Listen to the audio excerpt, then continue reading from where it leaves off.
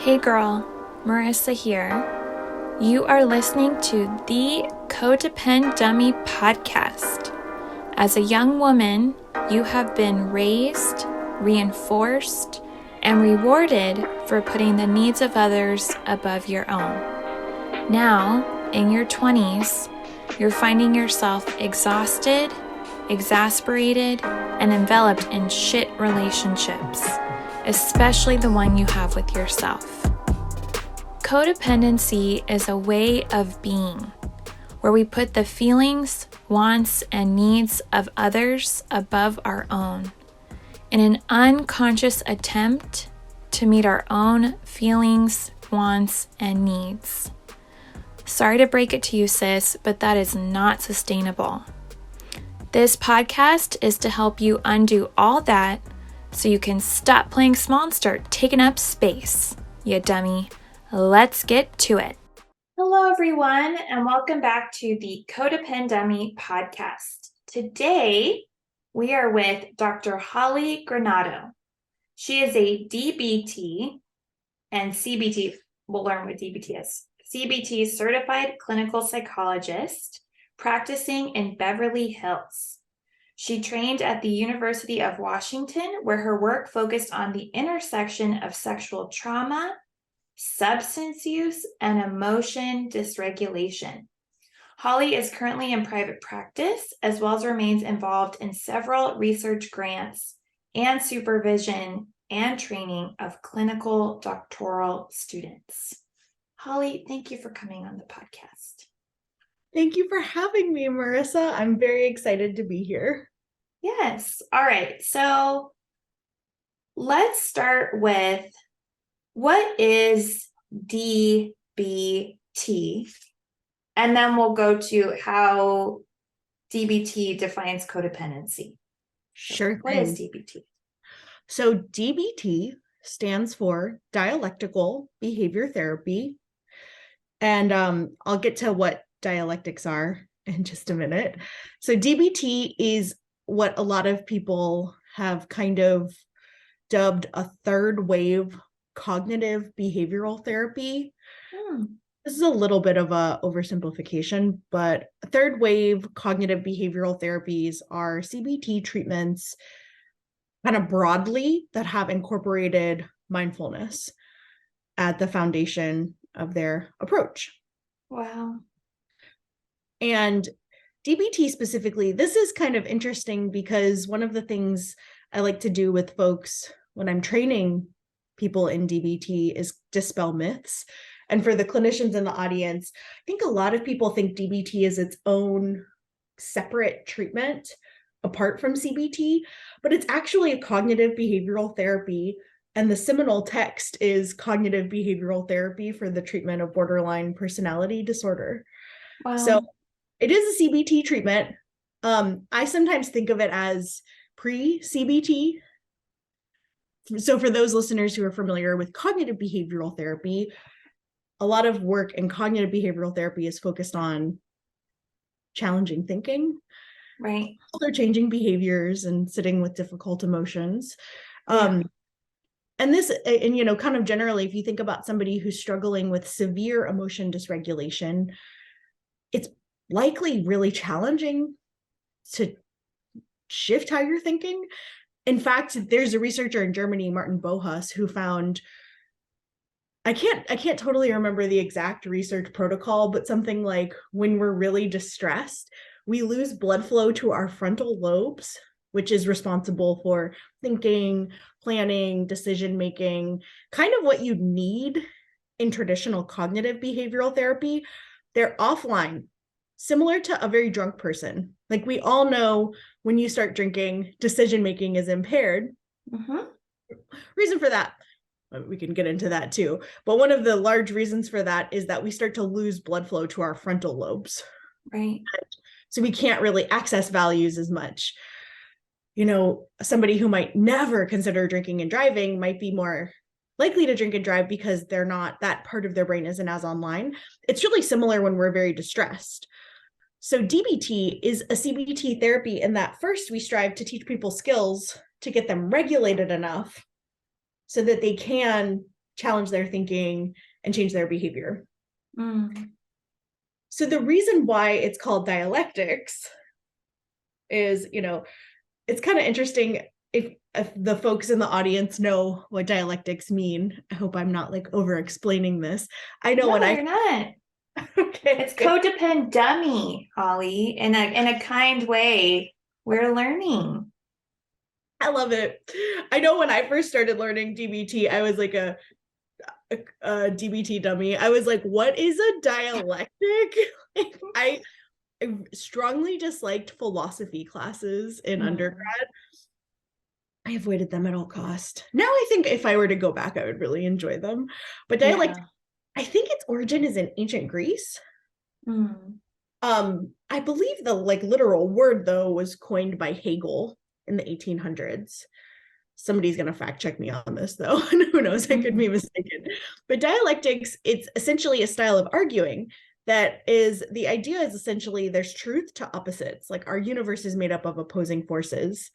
This is also, we can talk about deappropriating, the integration of mindfulness into psychology. I think Marsha's tried to do a good job with this. But, she's still a white woman that's kind of like built her treatment off of a lot of historical things. And I think and Marsha, just so everybody knows, Marsha Linehan created DBT, correct? Mm-hmm. Yeah, okay. That's the Marsha we're talking about. She is the treatment developer. So she kind of had a sense that mindfulness, it was really important to integrate mindfulness and a lot of Eastern philosophy into the treatment that she was developing. So she actually went on sabbatical and trained with a Roshi, continued her training for decades, and became a Zen Buddhist master. Wow. She opted into Zen because it's not a religion. She's also Catholic. So she wanted something that she could both be Catholic, like practice her Catholicism, and also integrate these principles. It's unfortunate though, because I think in the dissemination of DBT, some people don't realize this, and that's also a mission of mine, is to help address some cultural appropriation in the field of psychology. Probably a topic for an entire separate podcast. But at any rate, dialectics has been around for centuries in multiple cultures. And it's just simply this idea that the world is made up of opposing opposites. And a lot of what gets us stuck is that we feel torn between the two and like we have to pick one. Right. Kind of like good or bad, right or wrong. Codependent and independent. Yeah. Right? Like I'm just self-sacrificing or selfish. Yep. That's a great dialect. That's an example of great dialectic. I love it. And so this, I might have this story mistaken, but as folklore has it, DBT folklore, Marsha, when she first started her journey towards working with folks who are severely emotionally dysregulated, I believe she first started out with just straight cognitive behavioral therapy. And like we discussed, it wasn't really working. People were dropping out at a pretty high rate because they were feeling really misunderstood.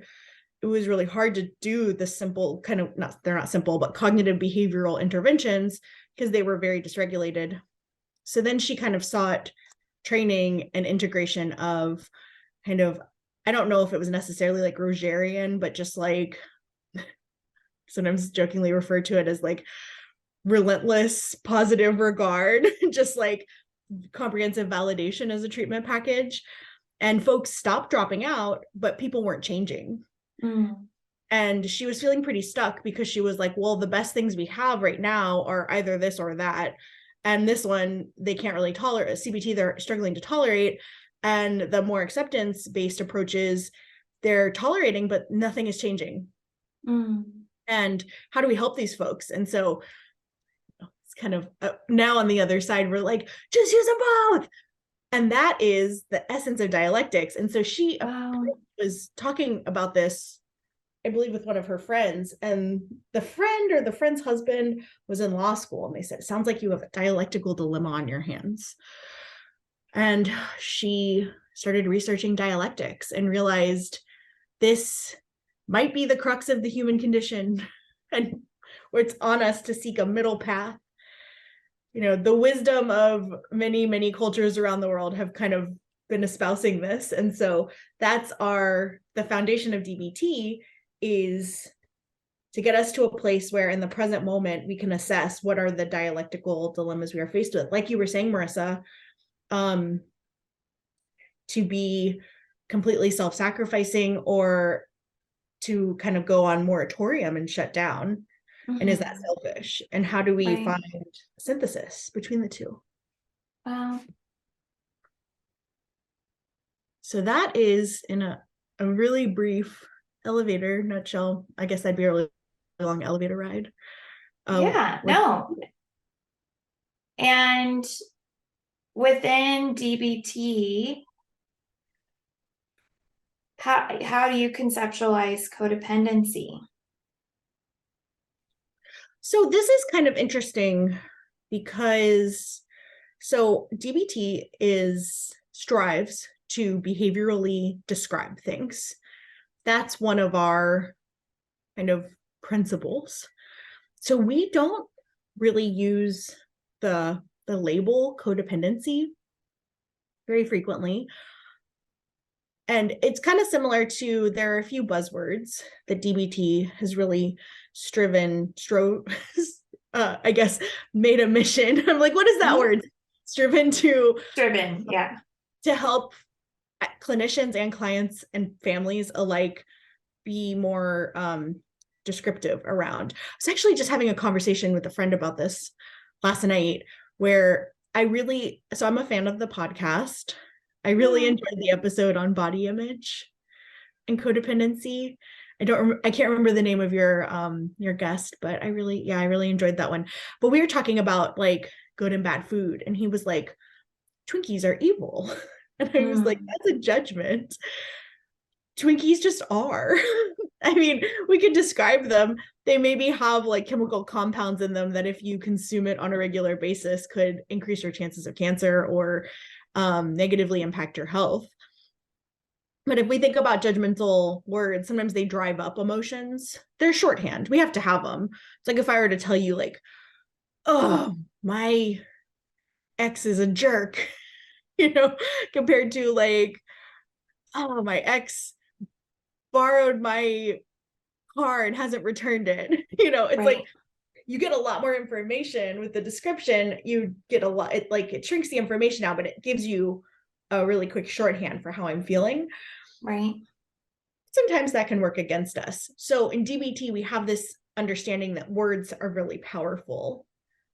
I think this is also shared by the acceptance and commitment therapy community, which I also practice ACT. That's another third wave behavioral therapy. But you can even think about it, if you were to sit and for the next 30 seconds, just say like, I'm a loser, I'm a loser, I'm a loser. You could pause and ask, how do I feel? And usually most people report after the 15 seconds, it has a profound impact on like, we might slump our shoulders. We might feel low energy compared to if we say like, I'm doing my best. I'm trying my hardest that I can, or, whatever. We want to reframe that too. So there are some buzzwords in DBT that we think kind of have this impact. Sometimes like manipulative is one. Right. Marcia also took up issue with the word trigger. She was like, trigger is so associated with you pull a gun and it goes off. You don't have a lot of choice. So she prefers the word cue or prompt, because that starts to retrain our brain that if I'm cued or if I'm prompted, if somebody holds up a prompt that says, take another shot of vodka, I get to the choice. I get to say, no, I'm not going to do that. But if somebody pulls a trigger on a gun that's like, take the shot of vodka, like the vodka's going down, right? So like that kind of has a powerful association in our brains with the words cue and prompt. I know this is splitting hairs, but one of them is codependent. Totally. Yeah. So, but however, I guess I will say last year I was on a road trip and I read Codependent No More. It's a little dated, but I really enjoyed it. I don't know how you feel about this book. I mean, I'd be curious, like other. Oh, I love it. I love it. Yeah, I was, as in the second part of the book, the author goes through all the different strategies to address codependence. And I was like, this is DBT. Values, radical acceptance, mindfulness, assertiveness skills. This is all the things that we do in DBT. Wow. How do we define codependency in DBT? I mean, I guess it would be in behavioral terms. It would be taking like each person in their unique complexity and defining what are their goals and what are the behaviors that are interfering with those goals. Mm-hmm. So some that we might label codependent behaviors I might see are avoidance of conflict, that a person might have particular beliefs that if they were to state their needs, they might get rejected or they couldn't handle it if they were to hear no. So we might target those behaviors, or I mean, those thoughts. In DBT, everything is a behavior. We might target those thoughts, and then we might target the behavior, which is avoidance of stating needs, avoidance of addressing conflict. We might have them practice a la exposure therapy. Perhaps there's a skills deficit, which is a person might not have the skills they need to state their needs. Right. So we have a skill, for example, called Dear Man in DBT, which is a framework for bringing things up or saying no. Sometimes with clients, I create a more formal exposure hierarchy where we come up with different things that they want to practice. Self-doubt. So beliefs that they can't trust themselves, or they don't deserve to speak up. They don't. People pleasing. Yeah, sorry, I was just adding another behavior. Exactly. People pleasing behaviors. Not saying no to things, not setting limits with others. So Marcia would differentiate between boundaries and limits. Boundaries was another word that we often discuss deconstructing. So boundaries, and it's kind of interesting. Like, I don't know, I kind of now kind of openly use, the word boundary, but like, that's another one that I think for some folks can start to feel pejorative and judgmental as a shorthand. Like a lot of my clients have heard, you have boundary problems. Right. And so we really strive to behaviorally describe this. And Marcia would say boundaries are kind of set by often like an organization or by society or by culture. Family. Yeah. All those systems or cultures. Yeah. Yeah. So for example, like a boundary at the VA was I wasn't allowed to email with clients. So a limit, and this is like where she introduced kind of the difference between boundaries and limits, was like, if you were to ask Hollie, do I email with clients or do I care? Hell no. I'll email with my clients. Like, I don't have a personal limit. It does not bother me. Now, I have a colleague who one of her personal limits is she prefers not to email with clients. She only contacts clients through her electronic health record system. She doesn't want that in her email box. She prefers to keep everything separate. So that's a personal limit, and every single person has individual personal limits, and that's okay. Like, our work is to accept my limits might not be your limits, Marissa. So like, say, for example, if you were my colleague who doesn't want to email, I'm not like, Marissa's so uptight. Like, that's a judgmental stance. I respect and honor your limits. And if I email with clients, if you were to have the judgment, Hollie has poor boundaries, like, that's on you to accept my personal limits. So Marcia really differentiates between the two, which is like, there's boundaries that are kind of set by our organizations that we're part of or by culture. And then there are our own personal limits. So we want to help clients differentiate between those two so that they can learn and figure out what their own personal limits are. They have the right to have them. They have the need to communicate them. And then we work on finding a middle path sometimes when the personal limits might not match up with the boundary. Wow. And or when personal limits might differ from somebody else's. Okay, I want to go back to the definition just to make sure I have it. So, because so what I'm hearing is, right, how does DBT define codependency? And I think the short answer is we don't define it, but we do define it if we have to in behavioral terms, right? So what are the goals? And then what are the behaviors getting in the way of those goals? Exactly. Okay. If I were kind of forced to sit down and write, how does DBT define codependency? It might look something like codependency is a label that describes a set of behaviors which might include avoidance of conflict, people-pleasing behaviors, beliefs such as I don't have the right to speak up. If I speak up, others will reject me. If I say no, I can't handle it. It might include difficulty sitting with emotions such as guilt and shame and fear. Right. However, this is not like limited because other people might experience this in a different way. Yeah. And I do appreciate that because I know sometimes even myself, my patients, and my listeners, I have done and said things in the past and even more consciously now, Hollie, where I'll excuse it by saying like, oh, I'm such a codependent. Like, of course I didn't say anything. And it's like, I don't know. It's disempowering in the moment. And like you said, like what's underneath that? And it's like, yeah, like the conflict was so tense in that moment. I couldn't say anything. Yeah, I still struggle with asserting myself rather than this blanket, I'm just codependent. So of course I couldn't do it. I'll never be able to do it. And thus I am doomed forever. Yeah, it's kind of interesting because potentially one downfall of labels is they take away a sense of agency. And yeah, it was like my codependency did it. Yeah.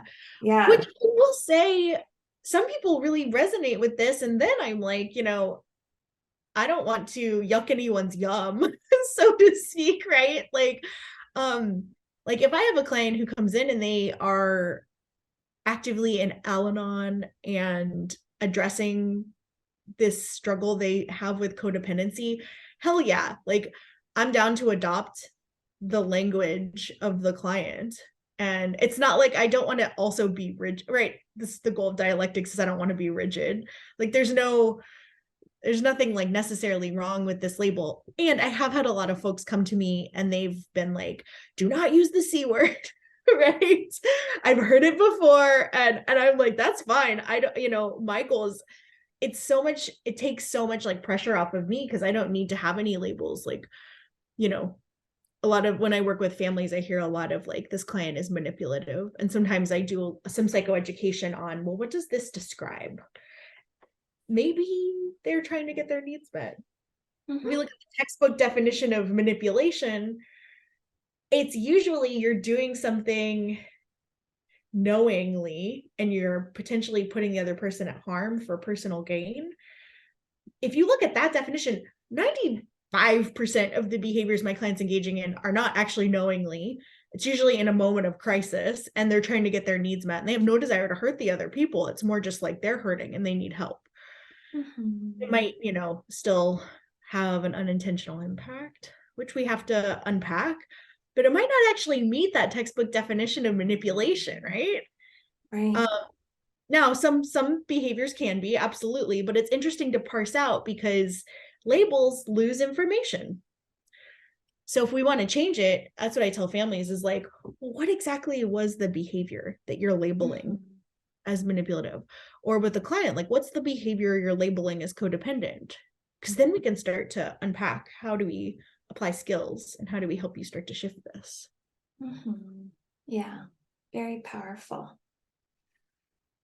And I'm curious, Hollie, before we discuss more DBT personally, do you have any experiences of codependency from your own life to share with us? Absolutely. Oh my gosh. I think that's why I also I gravitate towards more behavioral descriptions, because sometimes it feels like codependency, like my first exposure to it as a label was, it's like, and I know it's not a diagnosis, it's not in the DSM, but it feels kind of pathologized. Like, you are so this way that you end up getting this label. And I was like, oh, I'm not really like struggling with this in all these ways, so I'm not codependent, or but when you back it up and you think about the behaviors, they're kind of universal, which is like, maybe there's like needs to be a codependency continuum or something. Totally. Yes. Yeah, it's a spectrum. Yeah. Well, I am a first generation college student, and I would say I was I grew up very assertive. My mom is extremely feminist, and I, against all odds, got a full ride academic scholarship into college. I was like, chair and president of like 80,000 clubs in high school, like that kind of nerd. I always identified myself as this extremely assertive go-getter. And when I got to college, I was enrolled in the honors program at the university that I was at. And we had to do basically a thesis project, which was, since I was in psychology, it was like a kind of small, tiny little dissertation. Like, we had to create a research design and propose it. And awesome project for students, by the way. I also love mentoring and teaching, so I think about what a great experience this was. However, my first kind of introduction to, I guess, anything where I was struggling to speak up or assert my needs was towards junior year. We had gotten an advisor our sophomore year, and I just avoided the crap out of them. And I had no idea how to do. I had kind of picked a project where my analyses were sort of complicated, and I was pretty good at stats, but I couldn't figure them out. And enough time passed that I just avoided it. And towards the end of my junior year, I almost didn't get approval to continue on, because my advisor finally caught it and was like, what is going on? And I realized I had these kind of thoughts come up, that I was a fraud, imposter syndrome, that I had waited too long, that, it was so interesting. It's like, I don't belong here. I was at this really kind of she, and that's a judgmental term, but my parents called it the country club, really fancy private liberal arts school. And Wow. I had this thought, I don't belong here. I don't know if any of the listeners resonate with this. And so it all came crashing down on me around then. And the consequences were, I had I basically didn't get a summer between junior and senior year, and I was able to catch up, and it was massive exposure to anxiety for me. I had to have all these things and kind of get on a remediation plan to get it done. So I don't know, because I think about a lot of codependent behaviors described in the context of romantic relationships or friendships, maybe even parent or familial relationships. But if I back it up and I think about the kind of broad behaviors, that's the first time I think about, I was avoiding conflict. I was kind of in a little prison of my own making, that was my own thoughts and expectations about what was going to happen, and my discomfort, massive guilt, a lot of shame when I finally talked to my advisor, a ton of anxiety, fear about the future, massive catastrophizing, and yeah, just denial, a lot of avoidance. And so I'll pause there. Well, no, I'm just curious, reflecting back, I haven't talked about it yet, but I've definitely been codependent with, no, I've talked about it somewhat, codependent with teachers and mentors and almost being put on a pedestal and wanting to stay there. And then, yeah, just feeling like it was getting higher and higher because of how perfect I seemed. And I needed to maintain that for them. But mind you, I'm freaking out because I have no idea and it's such a far fall. So yeah, I'm curious what comes up as I say that. Yeah, I think that kind of helps you make that link, because I think it was kind of my classic understanding of codependency is often in substance abuse literature. And I work with folks who struggle with substance use, and then also sometimes the families. So it's, I think about somebody who's struggling with like alcoholism per se, and then the family kind of potentially helping the person when they fall, and like there's not like natural consequences. And if I kind of apply that to a school dynamic in a way, like, but maybe that's like written into the script, like my advisor was, helping me when I fall enough that like I wasn't really having to deal with the natural consequences throughout this entire academic year. Maybe my friends were also, helping me kind of avoid dealing with it. Because instead of going to my advisor, I would go to them to vent. And then, yeah, it was absolutely like I wanted to be perceived a particular way rather than seeing reality with clarity. Yeah. Yeah. Wow. So, I mean, I could probably think of a bajillion more examples. Like, I'm a human that's had many friendships and romantic relationships, but I think that was my first kind of spanking from the universe. And I was like, oh my goodness, it's time for me to work on addressing and unpacking some of these things. Right. Yeah. All right. Well, let's see. So you got it together and graduated, got your PhD, specialized in DBT and CBT. With those you work with, what are the common behaviors you have noticed in their emotion dysregulation and codependency? Well, I do think that one thing I strive to help my clients work on in treatment is 2 mindfulness skills, which are observe and describe. Observe is basically just observing whatever we can take in with our 5 senses, observing thoughts, observing sensations in our body and emotions that we kind of label those sensations as, and then helping clients describe what they're observing in non-judgmental language.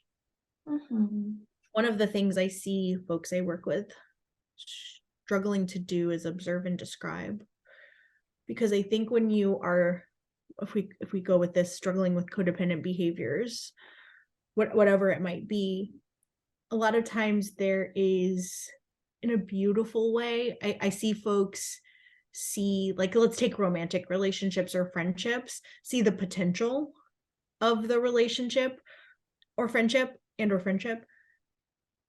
see what they want it to become and get really tethered to that outcome, and then not necessarily see the relationship clearly as it is now in this moment. So I think there's a difficulty with observing and describing. And then the next step is accepting. So for example, it might be, if I just take like a simple kind of like common one that comes up is like, my partner is engaging in X, Y, and Z behavior and I don't like that. And that might be not in line with my values. And if you accurately observe and describe that and accept that that is what is happening right now, and we're kind of tasked with accepting reality, a lot of people will say to me, well, I don't accept that. like this has to change. Mm-hmm. And yet it's not changing. And so I see people, instead of leaving, walking, kind of like, it's almost like begging, pleading for it to change, or maybe even asking for it to change in ineffective ways. Resentment building up, exploding on their partners, quiet resentment. Maybe here's another one that's kind of a label on a lot of behaviors, passive aggressive behavior, which, I think a lot of that's another one that gets lobbed around a lot, just a little judgmentally. And we could just like back up and describe that, which is maybe a person doesn't feel comfortable or safe to say things, or they have a learning history where they weren't safe, or maybe they're in relationships where they're not safe to say things. And so they still have wants and needs and expectations, but they communicate them indirectly. That's a lot of what I work with. Okay, so common behaviors for, with emotional dysregulation and codependency. So I'm hearing, first of all, not seeing relationships for what they are. Oh, all my previous relationships summed up. Yeah, not seeing the relationship and the person for what they are. Staying when things are not aligned with their values. Begging and pleading for things to change in ineffective ways. Resentment building, and quote unquote passive aggressive communication or behavior. It's so painful. Yeah. But I guess for the listeners out there, if you find you might struggle with any of these things, well, first off, if you're anything like me, I think it's hard to, if you have struggled with any of this stuff, I think that what ends up happening, and this is where the labels come into play, is DBT is really big on validation and understanding we're all doing the best that we can. I think sometimes it's hard for folks to work on this because they feel like justified in their anger.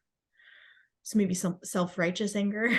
And it's like, but the situation has created this. And, I think about my folks who struggle with substance use. It's like my partner is the one who's abusing alcohol or drugs and hurting me. Why are you telling me that I'm the problem? I kind of love that new Taylor Swift song because I feel like it's normalizing. Like, which one? I feel like I've been listening to her album nonstop. Anti-hero, like, hi, it's me. I'm the problem. It's me. Wasn't expecting to sing today, but it's kind of normalizing like self-reflection on our own stuff that's showing up. And I think the first kind of step is like, it's really hard when, like a lot of the folks I've seen who struggle with these behaviors, like they have been shaped over time because the environment has made it so hard for them to express their needs. Like when I think about in family relationships, maybe it was literally unsafe for you to ever set a limit with a family member around like bodily autonomy or, your time. And so, wow, how do you do that now? And it feels really unfair to say, okay, well, you're struggling with this codependent behavior now, but that's the best that we have. But I think, we got to first start off with really aligning and helping a person feel a lot of acceptance about themselves and extreme validation about their situation and why it makes sense. All of these behaviors developed. It's not a character failing. It's a product of the environment that they're in and the experiences that they've had. And then the next step is there's hope. These things can change. I've changed them in myself. I've seen countless people change them in their behaviors. It can feel so like you can feel so trapped. And there's a way out, even if you can't see it. Like sometimes I tell my clients, I know this is a huge trust fall, but imagine you're hiking through the woods at night and all you have is a little flashlight and I'm standing on the cliff over the woods that you're in, and I'm shouting at you, go left. And then you stumble over a log and you're like, ow, I just tripped and fell, Hollie, what the heck? And I'm like, I know, but you need to keep going left. Trust me, I'm up here. I can see the lay of the land. But it's really scary to be in the woods. But there's a way up here. We're going to get you up here. Yeah. Okay, I'm hearing a couple, some hope and steps.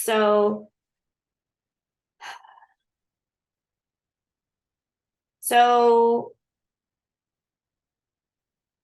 with DBT, it's about, I heard two things. So mindfulness skills and like articulation, or being able to describe what they're noticing, and acceptance. Is that a 3-step thing, or am I just making steps up?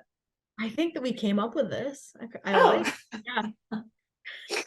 Okay, so that's what I heard, just summing up from the last question. And then I sense we're going into, how do you help clients address these behaviors? And you're like, okay, well, we have to start with validation and a sense that we're doing the best we can, right? Self-acceptance, kind of all part and parcel with that. And then secondly, you're like, there's hope. Realize there's hope. These behaviors can change. You've done it. I've done it. Other people have done it. It's possible. These are learned from the environment and experiences we've had. They can be unlearned, and new skills can be learned. Other ways you help your clients with codependent behaviors. So specifically, there are many skills that we teach in DBT. So DBT is a 4-mode treatment. So there's 4 modalities. One is individual sessions. So you meet weekly with your individual therapist. One is skills class, where you learn all of the skills. One is phone coaching, where you generalize the skills. And one is consultation team for the therapist. So we stay adherent to the treatment and get support. So you can kind of think of it as like skills group is where you learn all of the skills. We just shove them into your brain. We just teach them all to you. Individual therapy is where you and the therapist kind of map out what are the behaviors you want to change and where do you need to apply the skills. Phone coaching is like the game. It's like where you're actually applying them. So you can call your therapist in real time to get coaching. Wow. And so some of the skills that might address codependent behaviors are so we teach interpersonal effectiveness skills. So for example, like a acronym for like how to draft out a script to ask for something or say no, how to clarify priorities around what you want, skills for self-respect, so validating others and yourself, skills for knowing kind of on a continuum how intensely to ask for something or say no, how to find and make friends in destructive relationships. We also have a lot of skills for things like regulating emotions that show up. So how to figure out if guilt fits the facts, yes or no. So our emotions are just sensations. They're just like information that we're getting. They don't necessarily know if they're based more on our learning history and maybe sometimes instinct than they are the facts. So for example, if we take guilt, which shows up a lot with codependent behaviors, guilt tells us if we are violating our values. So guilt, we have to have guilt. It's a really important emotion. Like if I were to come to your house, Marissa, and steal something from you, I would feel guilty because it is against my values to steal, especially from somebody I care about. So that guilt would be telling me, repair, tell Marissa, apologize, like make it right. So that's guilt that's operating accurately. Now say my friend owes me $1,000 that I lent them, and I'm feeling guilty asking for them to pay me back. If I come back to my values, am I violating a value? don't know, I value standing up for myself. I value communication in my friendships. I value fairness and balance. You might take into consideration the other person's context, but there's nothing about me bringing this up that is in conflict to my values. So my guilt is actually misfiring. And it's likely misfiring based on something that happened in my past. So in DBT, we have a skill called opposite action, which is, even though I feel guilty, I'm going to do it anyways and talk to my friend and ask for the money back. Maybe I'll use Dear Man to ask them for the money. What's this Dear Man for everybody? I know it's an acronym. You said it again. It stands for, the D stands for describe, the E stands for express, the A stands for assert, and the R stands for reinforce. So it's a little bit too much to totally dig into each of them because I know we're running up on time, but basically it's an acronym that you can script out, which is, we were talking about observe and describe, kind of orienting the person to what you're talking about. Like, hey, I lent you $1,000 and we talked about you paying me back by the end of November. Express is how you feel about it. So often I statements. I'm feeling kind of anxious because we're getting to the end of November. I'd love to have a conversation about how you're going to pay me back. Assert is, when will you be paying me back? So a clear, direct statement. And then R is, the reinforce is like, what are they getting out of it? Like, why would it matter to them? It'd really bring my anxiety down. It'd help with our friendship and our communication. It'd also help, this is really reinforcing to me because I'm nervous to ask. And so, I want to make sure I'm also doing my due diligence, being a good friend and speaking up for myself. The MAN is another acronym. We kind of throw the MAN in there a lot. There's kind of 3 different stylistic ways we can deliver the DEAR: MAN, give, and fast. And they emphasize different things that we might want to highlight in the DEAR. So MAN really highlights if I'm standing up for getting the money back, like getting my objective met. Give is used if you're more focused on the relationship. Fast is used if you're more focused on your self-respect. They're all equally important, but we might kind of lean towards one. So if I really need this money to pay my December rent, then I might go with MAN because, dude, I got to get this money back. So the M stands for to be mindful, which is, even if the person changes the subject or attacks, you broken record, I really need you to pay me back. I really need you to pay me back. So you don't lose sight of the goal. The A stands for appear confident, even when you don't feel like it. So that's kind of that opposite action. And the N stands for negotiate, which I love that the negotiate is at the end, because a lot of people lead with negotiation. I'm really sorry to ask, but I really need money back. If you can't pay me back, it's okay. We can talk about it in December. So no apologies. We don't kind of lead with that, but we might save it at the end if the person says, I just don't have it. I might say, okay, well, what's a payment plan that would work? How much could you give me before the end of November? How much could you give me weekly? What would, let's do this in a way that would actually, work for you too. Because I don't want to hurt you either. You're my friend.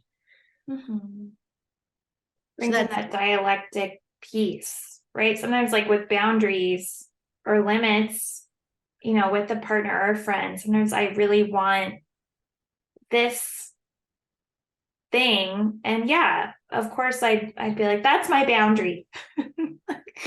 But I'm interacting with another human being who might not want to do that. And so yeah, negotiation, not all the time, not all the beauty of dialectic, not all the time, but yeah, there is a need to negotiate and compromise. I find that middle way. Yeah. Mm-hmm. Have you heard of set boundaries, find peace? I read that 2 times in a row. Yes. I've talked about it on here just for everyone. Set boundaries, find peace. What's her name? Nedra? Tawwab. Yeah, Nedra Tawwab. Major fangirl. Yes. Yeah. Yeah, so everybody go, I'll put a link to that in the show notes. All right, so just to review: individual sessions, skills class, phone coaching, consultation for you. That's how you help integrate, DBT with codependent behaviors. And we just kind of broke down briefly what this Dear Man skill is. Any other skills or ways you help for codependent behavior? Well, there's so many. I mean, in DBT, we probably teach about, 30 skills. Wow. About the 24 weeks. So most people repeat the skills like they go through it and then they go through it again. But yeah, and do it again ad infinitum for the rest of their life, right? Yeah. Yeah. I love being a skills group leader because I feel like it holds me accountable to practicing. But the other kind of approach or intervention, there's 5 different interventions in DBT that we largely use. One of them is skills. Another one is exposure. And exposure is the last one that I'll mention, which is with a lot of this, we can also informally and formally help folks have a framework for systematically approaching these situations that bring up anxiety and guilt. And that is a lot exposure therapy.